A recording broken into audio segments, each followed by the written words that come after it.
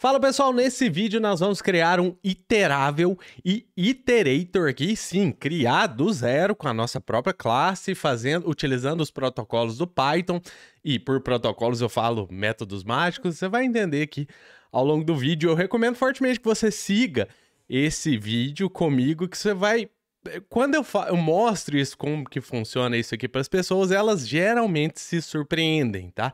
Então se eu fosse o seu, eu seguia esse vídeo aqui, para você também ou se surpreender ou aprender alguma coisa nova do Python, beleza? Então vamos lá, eu tô aqui com... Já tenho um ambiente virtual aqui, eu fiquei com duas câmeras ali, não sei lá porquê, deixa eu tirar uma aqui. Pronto. E aí, agora a gente vai começar a criar o nosso próprio iterável mais iterator aqui. Por que iterável mais iterator? Se você não sabe a diferença desses dois, um iterável é um elemento que você pode iterar sobre cada um dos itens dele, beleza? Então, fechamos isso aqui. Iterável é um elemento que você pode iterar sobre cada um dos itens dele. Iterator é uma classe que sabe... Eu tô falando classe aqui, mas é um elemento que sabe iterar sobre um iterável, beleza? A gente vai fazer os dois em um só aqui. Mas se você ver, por exemplo, o padrão de projeto da Gang of Four Iterator, você vai ver que você pode separar, pode e deve separar o iterável do iterator, tá? Eu vou te mostrar aqui no código quando a gente for fazer isso para você entender melhor. Então, começando aqui, o que eu quero? Eu quero começar um código com aquele if name igual a main, que eu já falei aqui no canal, só pesquisar por isso aí que você vai encontrar. E aqui eu quero ter uma lista. Suponha que eu tenha uma lista. Lista, a gente criaria a lista como o próprio Copilot está indicando ali, mas eu quero ter a minha lista, que vai ser uma classe, beleza? Então, eu devo criar essa classe. Classe, minha lista. Beleza. Então, tendo essa classe aqui, vamos só checar se a gente tem tudo certinho. Vou dar um print na minha lista. Vou dar um executar. E beleza, a gente tem o esperado. Ocorreu aqui o que era esperado de ocorrer, que apareceu a minha classe aqui e a referência de memória dela. Beleza, deixa eu tentar colocar isso aqui na lateral, que aí fica mais fácil pra gente ver, ó. Beleza, não tem a classe aqui, né? O que eu quero fazer? Dentro dessa classe, eu vou... Pode parecer redundante, tá? Isso aqui vai ser mais útil para você quando você estiver criando um framework, por exemplo, ou uma lib, né, do tipo que você quer criar uma estrutura de dado própria sua, no caso, tá? Porque aqui a gente poderia facilmente utilizar a lista. E eu vou fazer exatamente como a lista do Python mesmo. Então, eu vou criar uma estrutura de dados e eu vou te mostrar como utilizar os protocolos e para que serve cada um dos métodos mágicos que a gente vai utilizar. Beleza? Então, o que eu preciso ter na minha lista? Eu preciso ter uma maneira de salvar esses dados. Eu poderia salvar com a própria lista do Python aqui, mas eu não vou fazer isso só para ficar um pouquinho diferente. Então, eu vou salvar meus dados com dicionário, certo? E aí eu vou falar self.data igual a um dicionário vazio. Beleza, esse data é onde eu vou salvar os itens da minha lista. Mas para eu salvar os itens da minha lista aqui, eu vou ter que adicionar esses itens aqui. Então eu posso fazer o seguinte, ó, def add para adicionar um item na minha lista. E aí eu coloco lá, por exemplo, um valor, tá? E aí nesse valor, deixa eu desativar o Copilot que ele está me atrapalhando aqui. Então eu vou adicionar um valor aqui. É aí que eu vou falar self.data. Vou pegar o índice qualquer, que eu não tenho ainda. A gente vai criar isso aqui agora mesmo. Vou colocar 0, por exemplo. E aí eu vou falar value. Beleza? Só que isso aqui funcionaria para um único valor. Vamos ver isso aqui para a gente entender. Lista.add Luiz, por exemplo, na minha lista. Vou dar um print na minha lista, a gente não vai conseguir ver nada, então vamos resolver esse problema aqui. A gente quer ver a lista quando a gente dá um print nela. Então vou dar um def str, e aí nesse str eu vou dar um return, uma fstring. Eu vou pegar o nome da classe. Para eu pegar o nome da classe, eu posso fazer self.class.name. Beleza, deixa eu diminuir um pouquinho aqui. E aí, o que eu quero colocar aqui? A lista, né? Então, eu vou colocar entre parênteses self.data. Só tirar isso aqui que passou. Beleza? Vou tirar um pouco do zoom aqui, ó. Eu acho que fica até mais fácil para mim e para você, né?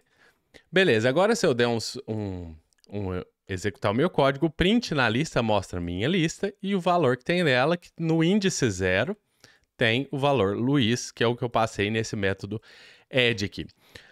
Maravilha, mas qual que é o problema disso aqui? Eu não consigo adicionar mais valores. Então vamos fazer o seguinte, eu vou trabalhar com índices, com uma lista mesmo, numérica, tá? Então você viu que eu comecei aqui do 0. Poderia ser qualquer outra coisa, tá? Poderia ser uma chave também, porque é um dicionário aquilo ali. Então, ó, tem chave, valor. Mas eu quero aqui trabalhar com índices numéricos, então eu vou colocar o número 0. Como eu vou trabalhar com índices numéricos, eu vou criar um index, aqui sendo 0, tá? Tudo isso aqui é privado, é só para trabalho dentro da classe mesmo. Então, ao invés de 0, eu vou passar self index. Quando eu faço isso aqui, vai funcionar da mesma maneira, com 0, mas eu já vou deixar preparado para um próximo index. Então, self index mais igual a 1. Ou seja, eu gravo o valor que tiver aqui, que no caso inicial vai ser 0, e gravo o valor no índice 0. O próximo já vai ter incrementado 1 aqui no índice, vai ser 1 o index. E o próximo 2, o próximo 3. Deixa eu te mostrar isso aqui em ação. Vou colocar Luiz 1, 2 e 3. Se eu só executar isso aqui, você vai ver que no índice 0 eu tenho Luiz 1, no índice 1 eu tenho Luiz 2, no índice 2 eu tenho Luiz 3. Beleza? Pronto, funcionando. Tá, mas eu posso melhorar isso aqui ainda mais. Eu posso, ao invés de fazer isso aqui, eu posso ainda fazer isso aqui, mas eu posso querer mandar mais de um valor. Valor 2 aqui junto aqui, tá? O que não funcionaria agora. Se eu executar, eu tenho um erro, né? Que minha lista.add takes 2 positional arguments, but 3 were given. Ele tá falando aqui que o método add, ele recebe 2 argumentos, né? Que é o self e o value, mas eu passei 3, que foi o self, o value e mais um valor aqui. Então aqui eu posso desempacotar esse value e fazer um for aqui. Então for v in value. No caso, ao invés disso, vamos fazer values e chamar de, porque a abreviação nunca é legal na programação. Então for value in values. Eu passo isso aqui para dentro, eu já estou pegando o valor de value aqui e continua a mesma coisa. E aí, agora eu posso passar tanto com um quanto vários valores. Então, tudo vai continuar funcionando lá. Tem o 0, Luiz, no 1 eu tenho o valor 2, que eu passei aqui, Luiz 2 e Luiz 3. Beleza, então até então a gente está fazendo uma estrutura de dados bem simples aqui, né? Agora, eu quero fazer assim, ó, imagina lá que eu tenho lá, deixa eu deixar isso aqui mais fácil, ó. Vou colocar isso aqui como Maria, só para não ter que criar depois de novo. João. Helena. E Júlia. Beleza, então aqui agora você vai ver que a minha estrutura de dados continua a mesma coisa, só que agora eu tenho alguns valores diferentes ali. Porque eu quero fazer assim, por exemplo, e se eu quisesse fazer assim, lista, qual que é o índice da Maria? 0. Então, lista 0 igual a, e modificar esse valor, por exemplo.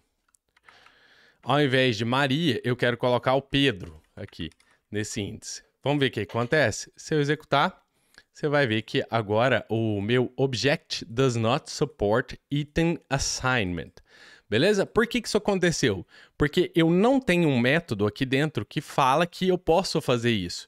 Então, esse método seria def set item aqui no caso. Só que eu tenho que ter um outro também, eu acho. Mas a gente já vai ver isso aqui.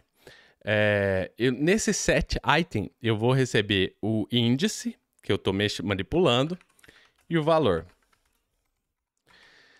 Então, o que eu quero fazer? O mais basicão possível. Self, data, passando o index, que eu vou mexer, e o valor.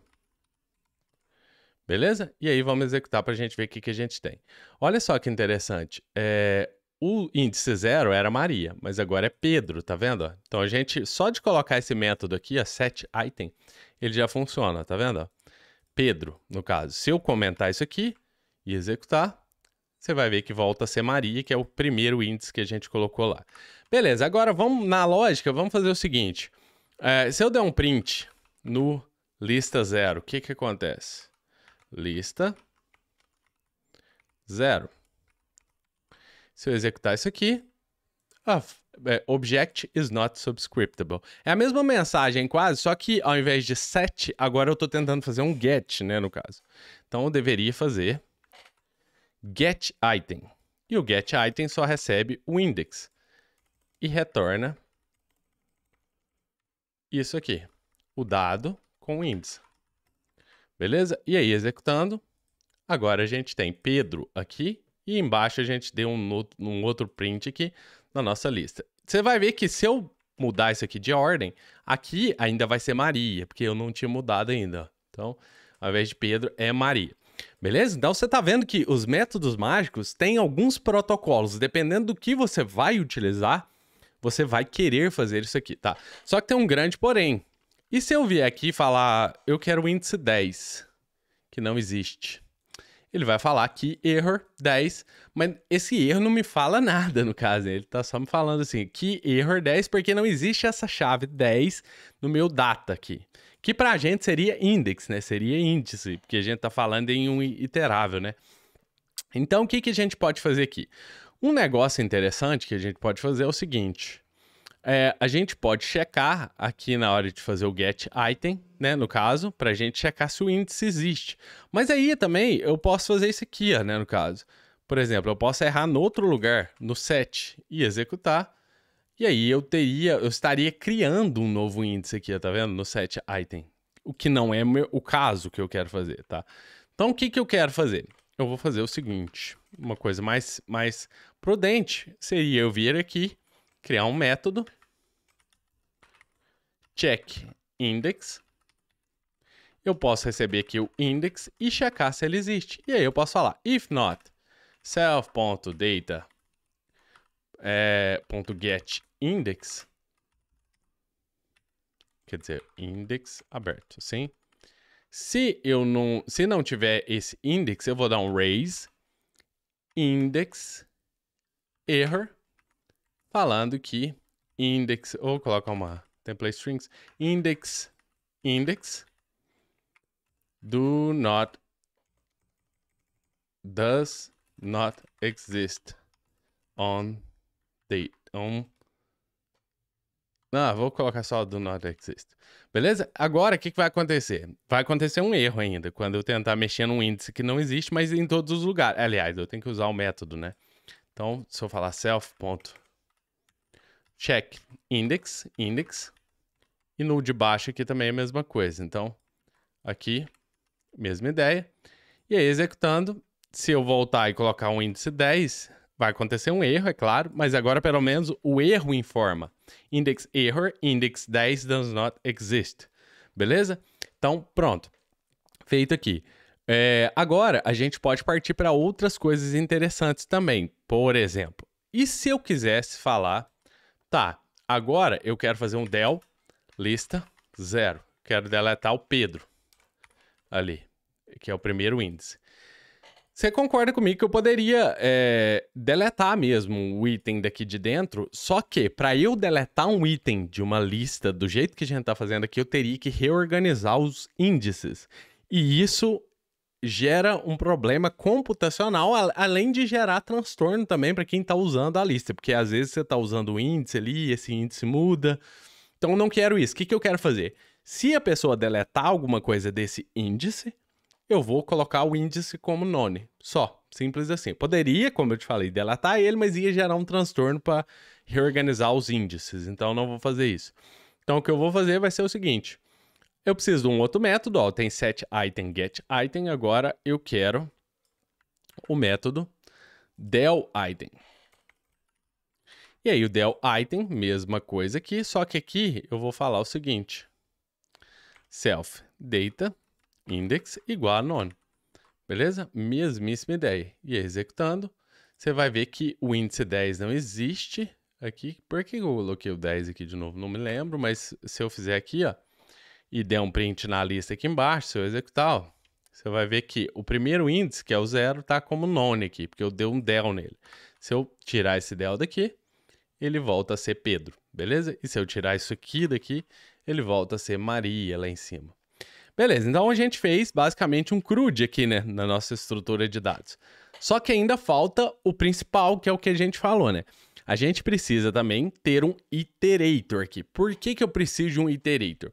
Iterator, para o caso de se eu fizer alguma coisa assim, eu vou tirar esses prints daqui e vou fazer for value in lista, for item, por exemplo, em lista. Se eu fizer isso aqui, o que que vai acontecer? Print item. Se eu executar isso aqui, você vai ver que eu tô dando print em algum lugar, tô dando print aqui ainda. Você vai ver que ele não faz nada, tá vendo? Meu for não faz absolutamente nada aqui no for item em lista. Por quê? Porque, ó, a primeira coisa que eu preciso fazer, e isso já é padrão, tá? Mas eu vou colocar aqui, ó. Se eu fosse delegar o iterador, o iter aqui, se eu fosse delegar o iterador para outra classe, eu retornaria ele aqui, tá? O iterador que é outra classe, mas eu quero que essa própria classe seja o iterador. Então eu vou falar return self, tá? Pronto. Feito isso aqui, quando eu executo, ele fala, olha, iter returned a non-iterator type of minha lista. O que que ele tá falando? Tá, você aí me retornou um iterador, mas esse iterador que você retornou não é um iterador. Por que que ele não é o iterador? Porque ele não cumpre as regras do iterador. Ele tem o método iter, que é uma das regras do iterador, mas falta um método, que é o método next. Então, def next. Beleza? E esse método next é o mesmo método que a gente utiliza para retornar o próximo valor utilizando a funçãozinha next, tá? Então, print next item. Isso seria aquele método lá, tá? Aqui a gente entrou num loop infinito aqui, ó, porque eu não fiz nada no método next e o método next é quem vai controlar. O que que esse método next faz? Ele, quando você faz um for, ele pede o seu iterator. Aí você vem no método iter e retorna quem que vai ser o iterator, que é quem vai ter o método next. Então você retorna falando que eu mesmo sou o iterator, então eu tenho o método next.